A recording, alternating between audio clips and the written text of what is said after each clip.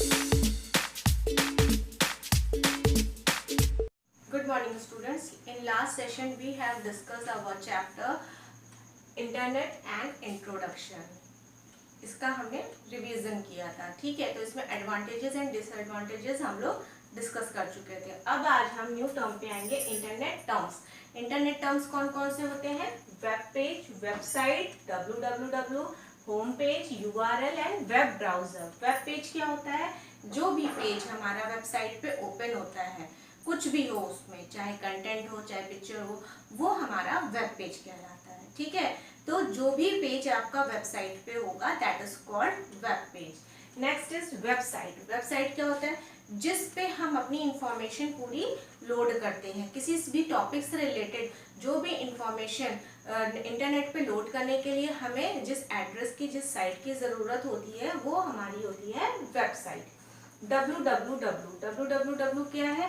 World wide web. ये एक तरह का वेब है जहाँ पे इंटरनेट में जितनी भी इंफॉर्मेशन है वो इसमें इसके थ्रू आपके पास जाती हैं, ठीक है। ये पूरे वर्ल्ड में फैला हुआ, जैसा कि इसके नाम से ही है, वर्ल्ड वाइड वेब। पूरे वर्ल्ड में फैला हुआ जाल। वेब मीन्स क्या होता है? जाल। तो ये पूरे वर्ल्ड में फैला हुआ एक तरह का जाल है। किस चीज का? इंटरनेट की इंफॉर्मेशन का, साइट्स का, ठीक है। Home page. किसी भी साइट पे जब आप ओपन करते हैं तो जो सबसे पहला पेज आता है वो क्या कहलाता है? Home page. यूआरएल। यूआरएल एक एड्रेस होता है जिसके थ्रू हम अपने कोई भी इंफॉर्मेशन गेन कर सकते हैं, या कहीं नेट पे डालने के लिए, हमें कोई इंफॉर्मेशन अपलोड करने के लिए हमें एक पर्टिकुलर एड्रेस की जरूरत होती है जिसे हम यूआरएल कहते हैं। जैसे आपको घर में रहते हैं तो उस घर का एक एड्रेस होता है ना, तो आपको रहने के लिए एक जगह की जरूरत होती है, उस जगह का भी एक एड्रेस होता है। उसी तरीके से वेब ब्राउजर। वेब ब्राउजर क्या करता है? हमें इंटरनेट एक्सेस करने में हमारी हेल्प करता है। विदाउट ब्राउजर हम कोई भी चीज एक्सेस नहीं कर सकते, इंटरनेट एक्सेस नहीं कर सकते हैं, और उसमें चीजों को हम कुछ भी वर्क नहीं कर सकते, सर्च नहीं कर सकते, चैटिंग नहीं कर सकते, कुछ भी नहीं कर सकते, ठीक है। फिर आते हैं कनेक्टिंग टू द इंटरनेट। हम इंटरनेट से कैसे कनेक्ट हो सकते हैं, उसके लिए हमें किस किस चीज की जरूरत होती है? सबसे पहला हमें कंप्यूटर चाहिए।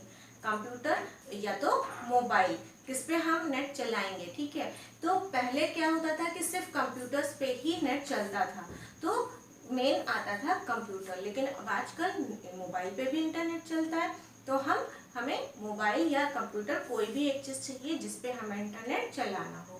दूसरा आता है टेलीफोन लाइंस। अगर आप मोबाइल पे चला रहे हैं तो इसकी जरूरत नहीं है, लेकिन अगर आप कंप्यूटर पे चला रहे हैं तो आपको पहले टेलीफोन लाइंस की जरूरत पड़ती थी। अब तो बहुत तरह तरह के मॉडेम्स आ गए हैं जो वायरलेस भी होते हैं, वाईफाई सिस्टम भी हो गया है, तो इसलिए जरूरी नहीं है कि आप टेलीफोन लाइन से ही आप नेट कनेक्ट करें, ठीक है।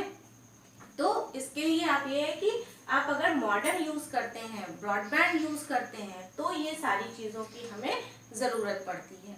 मॉडेम क्या है? मॉडेम एक तरह का बॉक्स होता है जिसमें आपकी टेलीफोन लाइन और आपकी कंप्यूटर की लाइन को कनेक्ट किया जाता है, जो एक दूसरे में इंफॉर्मेशन को या एक दूसरे के बीच कनेक्टिविटी करते हैं, ठीक।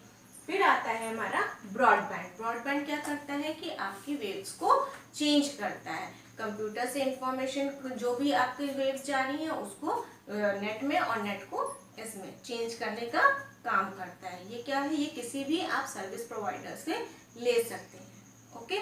सर्विस प्रोवाइडर्स क्या होते हैं? जो कि हमें इंटरनेट सर्विस प्रोवाइड करते हैं, जैसे वोडाफोन, एयरटेल, जियो, ठीक है। ये सब हमारे क्या है? Service provider. Online safety. Online safety क्या है?